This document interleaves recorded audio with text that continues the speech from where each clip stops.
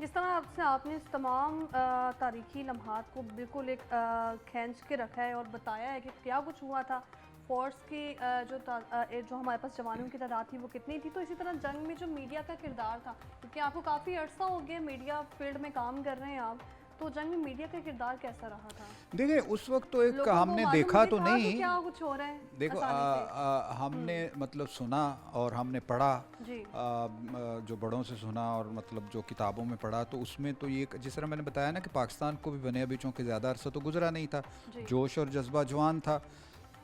तो जब भारत की तरफ से हमला हुआ तो यूं जानिए कि जैसे पूरी कौम एक सीसा फैलाई हुई दीवार बन गई। मतलब फ़ौज को रसद की कोई परवाह नहीं है, फ़ौज के आमदो रफ्त के लिए रास्ते इस तरह की वो सारी चीज़ें जो एक आम आदमी अपनी फ़ौज के लिए कर सकता है वो उसने किए।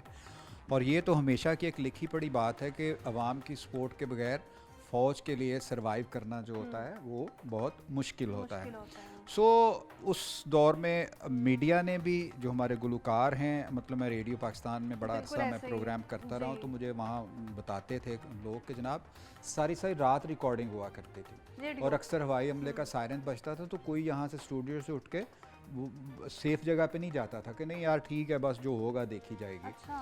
यही वो जोश और जज्बा था कि फिर जो जिस तरह मैंने बताया कि जो यंग ऑफिसर्स हैं, मतलब उनकी कुर्बानियों की आप मिसाल देखें कि 6 सितंबर को ये हमला हुआ, 8 सितंबर को इंडिया ने सियालकोट सेक्टर पर हमला किया जो 1965 का फैसला कुन हमला था। उस हमले का नाम था ऑपरेशन नेपाल, नेपाल। ऑपरेशन नेपाल, और वो इंडिया के आर्मर डिव ने किया था जिसके साथ एक माउंटेन डिवीजन भी था, यानी एक बहुत बड़ी फोर्स आप समझ लें, तकरीबन 300-350 टैंकों के साथ भारत की तरफ से हमला किया गया। और मंसूबा ये था कि सियालकोट सेक्टर से हमला करेंगे, अच्छा। गुजरांवाला के करीब आकर जीटी रोड को कट करेंगे, ठीक है। पाकिस्तान को 2 हिस्सों में बांट के, तो अगर तब तक लाहौर का दिफा नहीं और टूटा लाहौर में होगा चाय तो पियेंगे। नहीं, अगर तब तक अगर लाहौर जी। का दिफा नहीं टूटा होगा तो पाकिस्तान जो लाहौर के दिफाई दस्ते हैं उनको अकब से दबोच के तो अच्छा। दोनों तरफ से पीस देंगे। अच्छा। इतना बड़ा हमला था वो कि वो किया जाना था 7 सितंबर को, लेकिन जिस तरह मैंने आपको बताया ना कि मोबिलाइजेशन बहुत मुश्किल होती है, इतना बड़ा हमला कर, तो वो 24 घंटे लेट हुआ।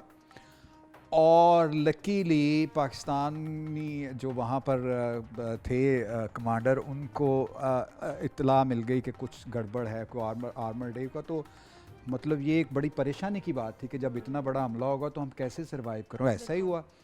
जब वो हमला हुआ तो उसने पहले हमले में, मतलब वो फ्रंटियर फोर्स रेजिमेंट थी वहाँ पर, उसको तो उसने वो कर दिया इतनी बड़ी में।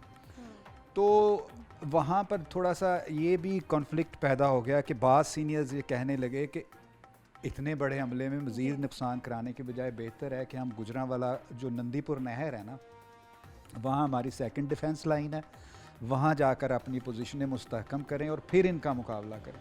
तो वहाँ पे जो यंग ऑफिसर्स थे उन्होंने स्टैंड लिया, उन्होंने कहा जी कि है तो गलत बात, हम अपने सीनियर, लेकिन ये इतना बड़ा हमला है, इतने ज़्यादा टैंक हैं कि अगर एक मरतबा हमारे कदम उखड़ गए तो फिर हम पिंडी से इधर रुक नहीं सकेंगे। रुक नहीं सकते। तो फिर वो यही जज्बा वहाँ पर भी काम तो आ